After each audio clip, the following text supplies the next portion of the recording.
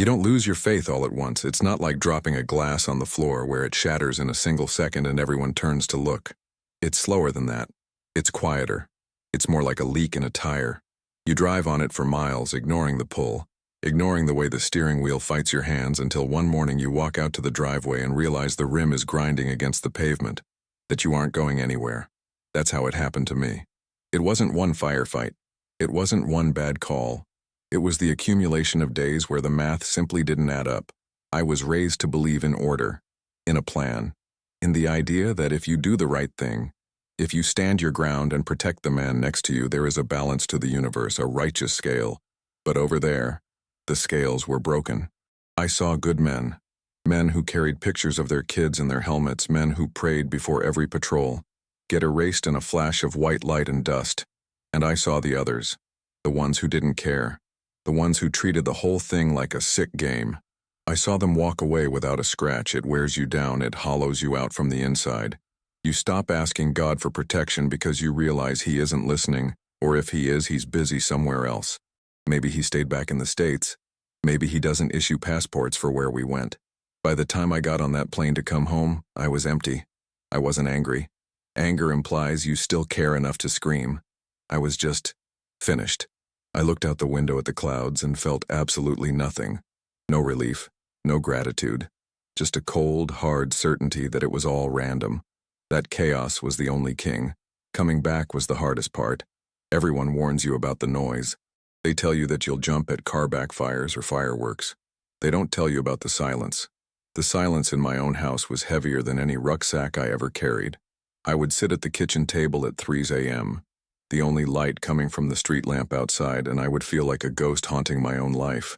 My wife, she tried. God, she tried. She would make these dinners. Roast beef, mashed potatoes. The smell should have been comforting. It should have smelled like home. But to me, it just smelled like effort. It smelled like pity. She would look at me across the table, her eyes searching for the man she married, the man who used to say grace before eating. She'd wait, a long, painful pause, and I would just pick up my fork and start eating. I couldn't say the words, I couldn't bow my head. To whom would I be talking? And for what? For surviving when better men didn't. That felt like a sin. She asked me once, about 2 months in. We were in the living room. The TV was on, low volume, some sitcom where people were laughing at problems that could be solved in 20 minutes. The air in the room felt thick, stifling. She turned to me and asked if I wanted to go to Sunday service with her. Just to try, just to sit in the back. I looked at her and I wanted to lie. I wanted to tell her yes, just to make the worry lines around her eyes smooth out.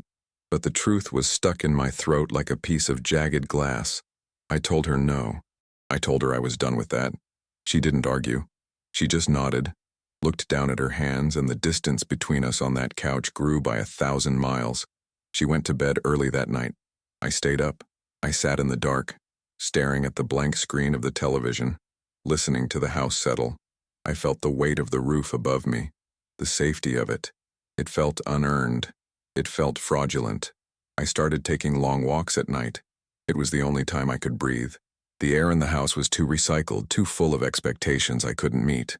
Out on the street under the orange glow of the streetlights, I could just walk. Left foot, right foot. Keep moving. Scan the perimeter. Old habits. I remember passing a church a few blocks over. The windows were dark. The doors were locked. And I remember stopping there, standing on the sidewalk, feeling a cold wind cut through my jacket. I challenged it. Right there. I looked at that steeple and I waited. I dared something to happen.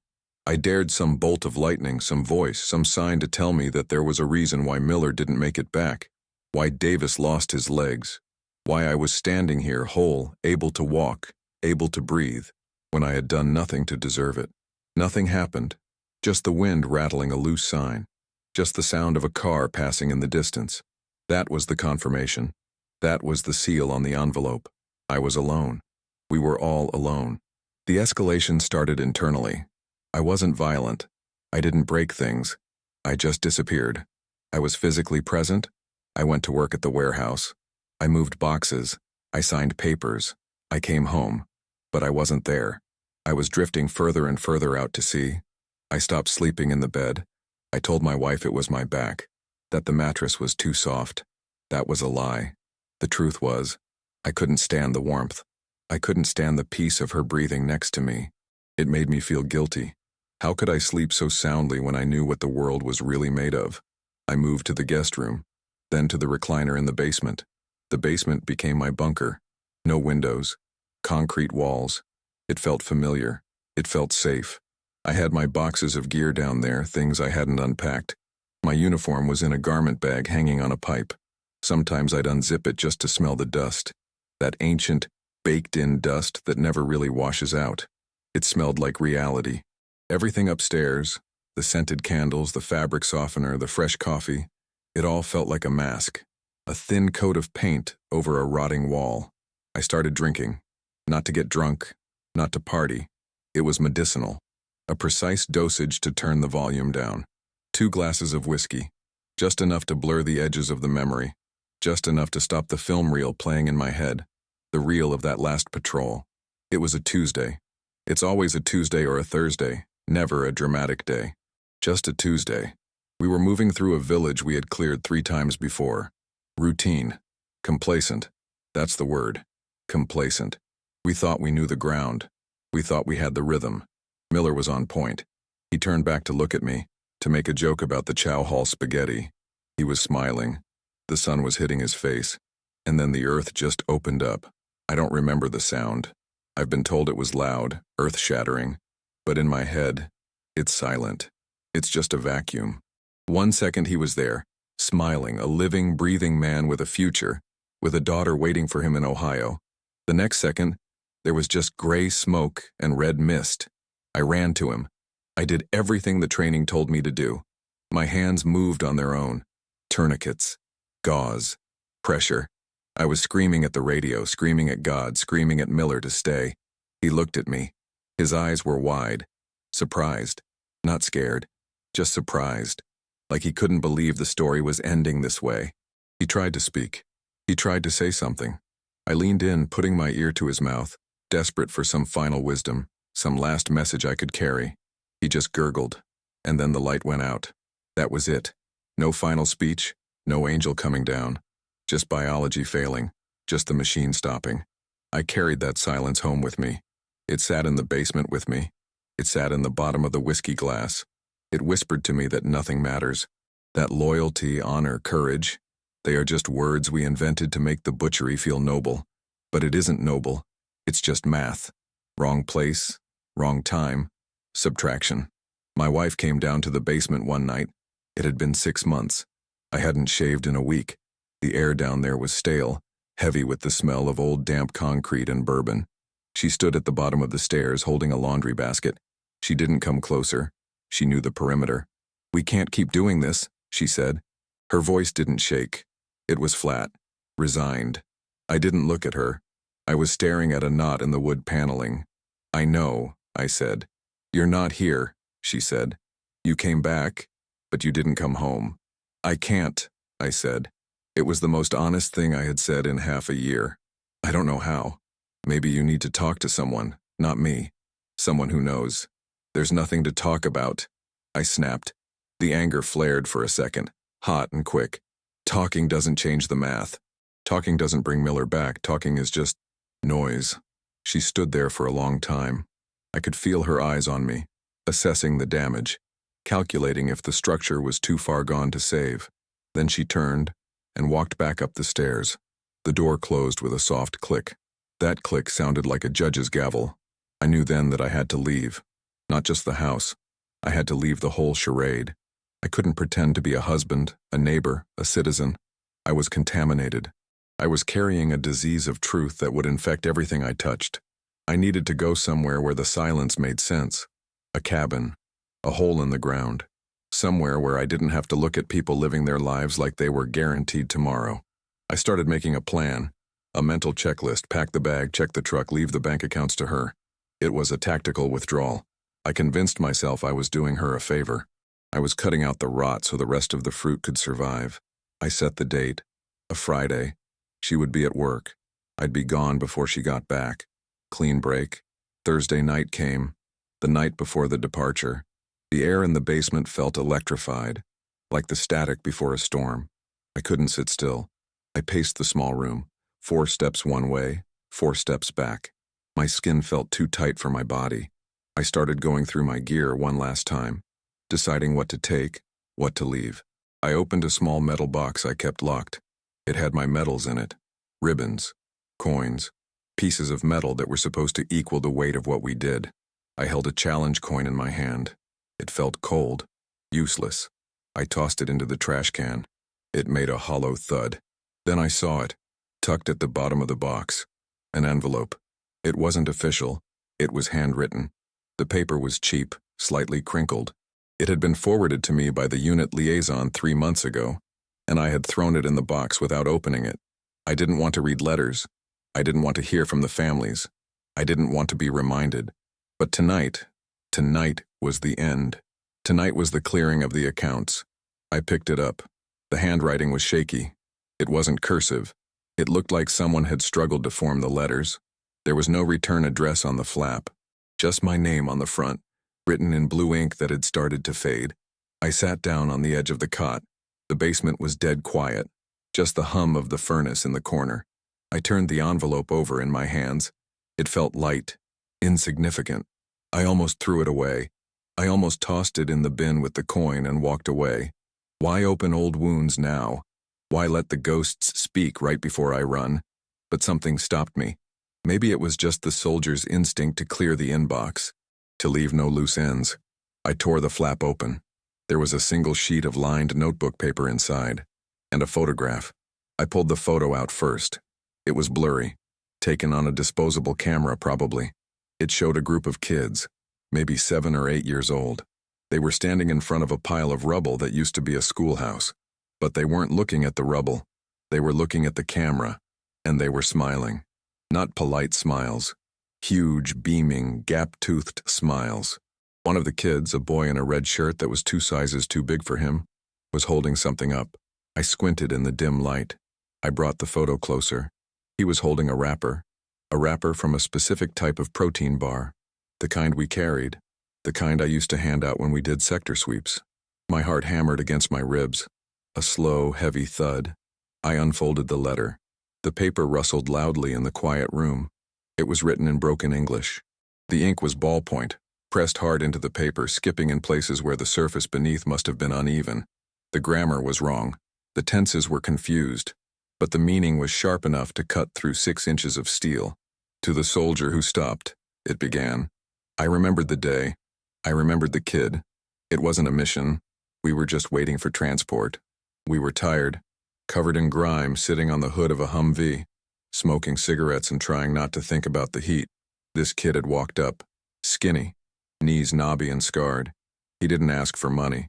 He just stood there, staring at the protein bar I had halfway unwrapped. I tossed it to him. I didn't think about it. It wasn't charity. It was just, I wasn't hungry and he looked like he was. He took it, and then he did something strange. He didn't run away. He sat down in the dirt right next to my boot and ate it, slowly, like he wanted to be near us. I remembered Miller making a funny face at him, crossing his eyes, and the kid laughing. A real laugh. A sound that didn't belong in a war zone. I read the letter. "My son, bring this wrapper home," the letter said. "He say the giant man give him food. He say the giant man sit with him. We are afraid of the trucks. We are afraid of the guns. But my son say, no, Papa. They are men. They have eyes like us." The handwriting got smaller near the bottom. "You leave soon after, but we remember. In the village, we pray for the giant man. We ask God to keep him safe. We ask God to bring him peace. Because he saw my son. He did not look through him. He saw him." I lowered the paper. My hands were shaking. Not the tremor of fear, the tremor of something breaking open. I sat there in the silence of my basement, and the math shifted. I had spent months believing that the universe was cold, that Miller's death proved that nothing mattered, that we were just meat in a grinder, and kindness was a weakness that got you killed. I thought my faith had died in that explosion. But here was a piece of paper from 5,000 miles away. Someone had been praying for me. While I was sitting in the dark, cursing God, a father in a dusty village I couldn't even find on a map was asking God to hold me together. It didn't fix the hole in my chest. It didn't bring Miller back. The explosion still happened. The tragedy was still real. But for the first time, I saw the other side of the ledger. I had given a kid a protein bar, a $3 piece of processed food, a nothing act, a throwaway gesture. And it had mattered. It had echoed.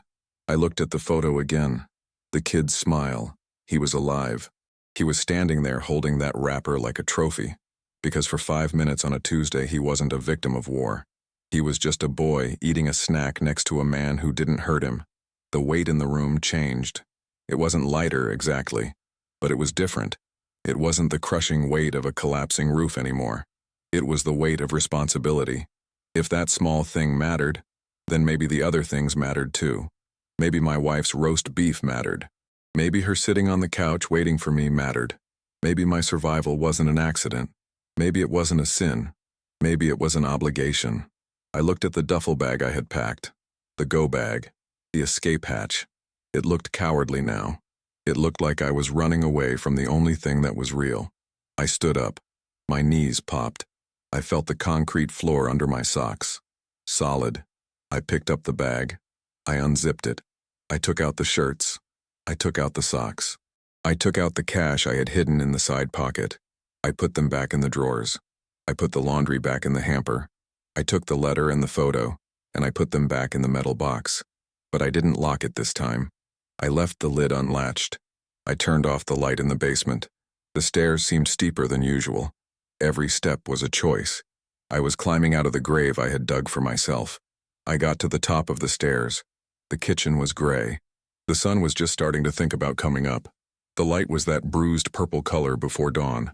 I walked to the coffee pot. I filled it with water. I scooped the grounds. The smell of the coffee hit me, dry, earthy. It didn't smell like effort anymore. It smelled like morning. I heard a floorboard creak behind me. I didn't flinch. I didn't jump. I just turned around. My wife was standing in the doorway of the bedroom. She was wearing her robe, clutching the collar tight to her neck. Her hair was messy. Her eyes were red, like she hadn't slept. Like she had been listening to me pace downstairs all night, waiting for the sound of the front door opening and closing for the last time. She looked at the coffee pot. Then she looked at me. She saw the bag wasn't on my shoulder. "You're making coffee," she said.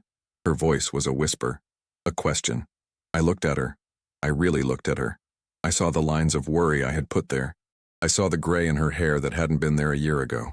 I saw the loyalty, the stubborn, unreasonable loyalty of a woman who stood watch over a ghost. "Yeah," I said.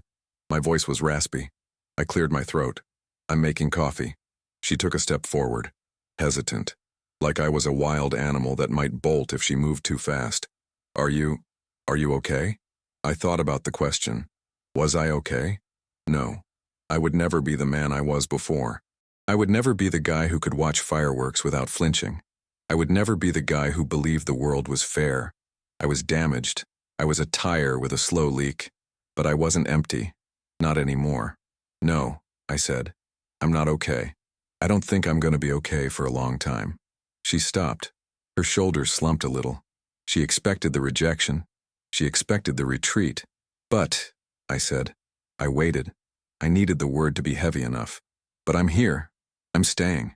She let out a breath she must have been holding for 6 months. It was a shuddering sound. She walked over to the table and sat down. She didn't try to hug me. She knew better. She just sat there, wrapping her hands around her empty mug, waiting. I poured the coffee. The black liquid steamed in the cold air. I poured her a cup. Then I poured mine. I sat down opposite her. We sat in silence. But it wasn't the thick, suffocating silence of the last few months.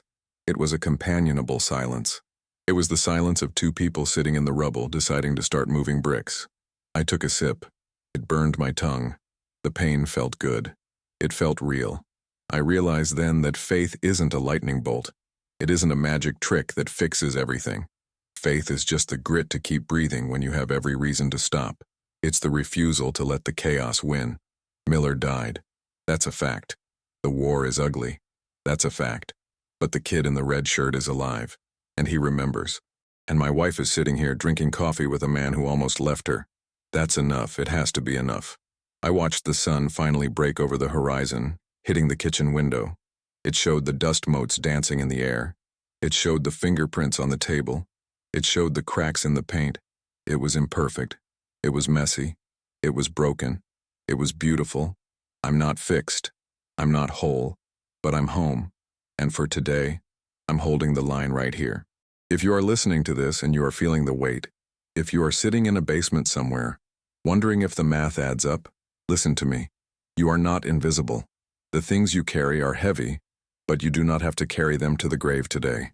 There is a ripple you made that you cannot see. There is a moment you stood tall that someone else remembers. Don't let the silence win. Stand watch. Respect.